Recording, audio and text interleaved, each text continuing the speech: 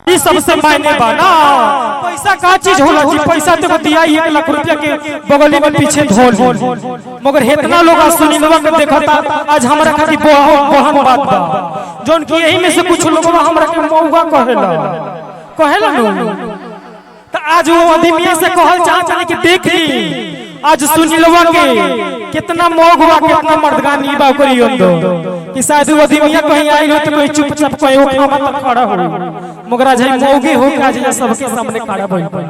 बड़ा अच्छा लगता, बड़ा प्यारा आशीर्वाद मिलेला। यही में से एगो हमरा कमेंट आई रहे एगो हमरा आदमी के कि विद्यार्थी जी की ए विद्यार्थी भैया काहे का सफल घुमाइले कोई रो ऊपर आंगोचना पड़ी जाए, मगर आज मेरे दिन से विद्यार्थी भैया का भी थोड़ा बहुत खर्चा चल जाता। बेशक इनका चैनल चलता हो या हमारे साथ में रहते हैं तो क्या। तो चलिए बड़ा अच्छा लगता, ज्यादा टाइम ना ले जाए। प्रेम से बोलिए सच दरबार की कि सारी दुनिया से हाथ मेरे सर से हटे, कि सारी दुनिया से हाथ मेरे सर से हटे, हमाय अपना तू चल हटाना ना, गिर जाऊंगा अबीर पर्वत से, अपने नजर से गिराना। आप लोगों से हाथ जोड़ के विनती करते हैं कि सुनीलवा से अगर जिंदगी में कोनो गलती हो जाओ तो आप लोग के माफ करब, लोग कमेंट करके बता देब लोग कि सुनील तो हई गलती करते रह, तो शायद हम भरसक कोशिश करब ओकरा के सुधारे के। काहे से कि इंसान के जीवन में हमेशा सीखे के मिलेला। तो आई एगो भक्त आइल माई के दरबार में, ओकरी बाद एगो दू कॉमेडी बोलो। गुलजार जी आइल बनी, एक और आइल बनी, बड़ा अच्छा कलाकार, सबके सुने के मौका देहल जाए। तो जैसे मेहरारू से कोनो पर्सनल बात कह देतनी तब मेहरारू के पेट में पहुंचेला नहीं, जरूर केहू न केहू से कह दे। तो यही में से मेहरारूआ कहतिया ए हमरा ते कमाई देख हम तोरे से बात करके से कही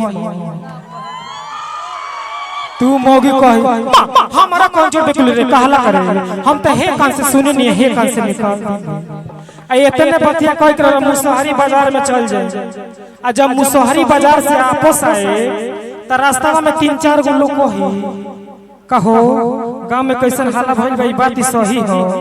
आ तू सोचबो तू कहब ना ऐसे तो कोनो बात नहीं है। आ तनी सौरी आगे बढ़बते गौरी आगे कही का हो कुटिया गांव में कैसन हाला भइल भाई बात सब सही बा। आ तू कहब कि ना ऐसे तो कोनो बात नहीं है, बाकी वो आदमी के नाम ना बताई कि बतिया कहले के बा। आ तू सोचब कि रे हम एगो आदमी से बात कहले बनिया पूरा गांव भर के लोग कैसे जाने बा। आ घर जाके कहब का रे उमरौतिया के माई का एगो हम तोरा से एगो बात कहते तो पूरा पियनियर गांव में गोद में बड़े रे ती मेहरारू कही ए मेहरार हो का की बात कही हो उ त बात में आवत रहबे ना त मुंहवा में से निकल गई। तो मेहरारू कोनो बात कहली से ना मुंहवा में से निकल जाला। त अच्छा लागल इतनी ताली बजा देबलो। ई वीडियो आज 20 मिलियन प्लस कइले बस सुनीलवा को।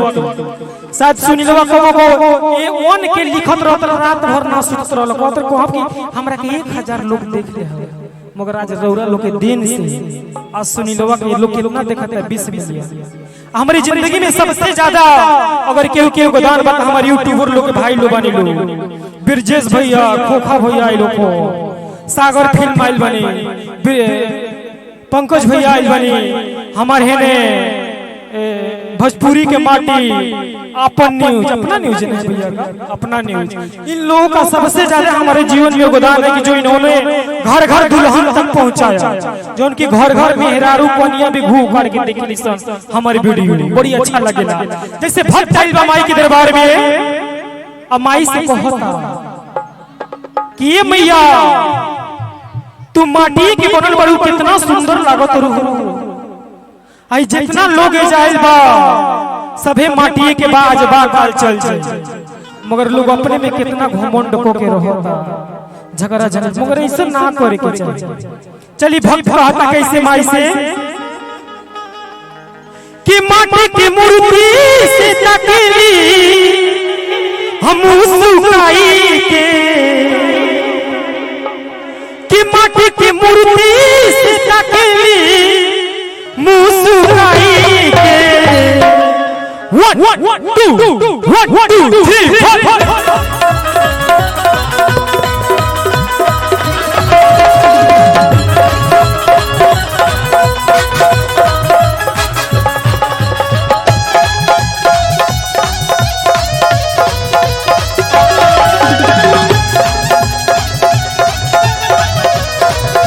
ताली बजा दीजिए आप लोग।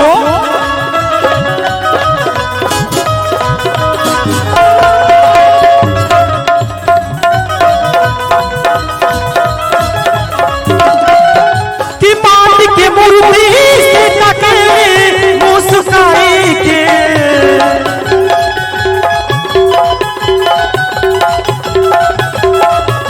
कि माटी के मूर्ति से तकली मुस्कुराई के।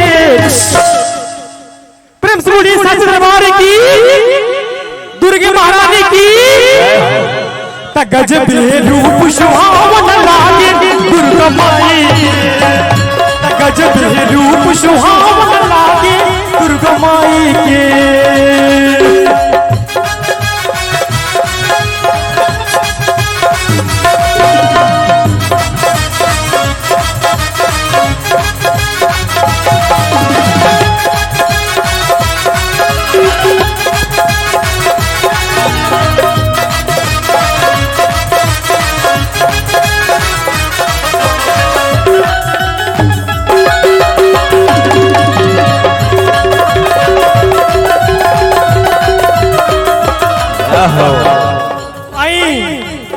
हमारे बहुत अच्छा मित्र बुलेट बिजोड़ जी की तरफ से बहुत रुपया का पुरस्कार बा, इनाम बा, आशीर्वाद बा।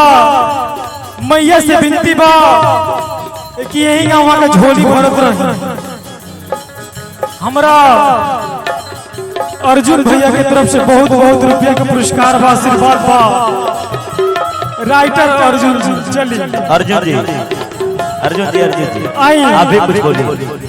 1 मिनट कोई 2 शब्द बोल दीजिए आप भी। सुनील भाई के कुछ कह दिए रो।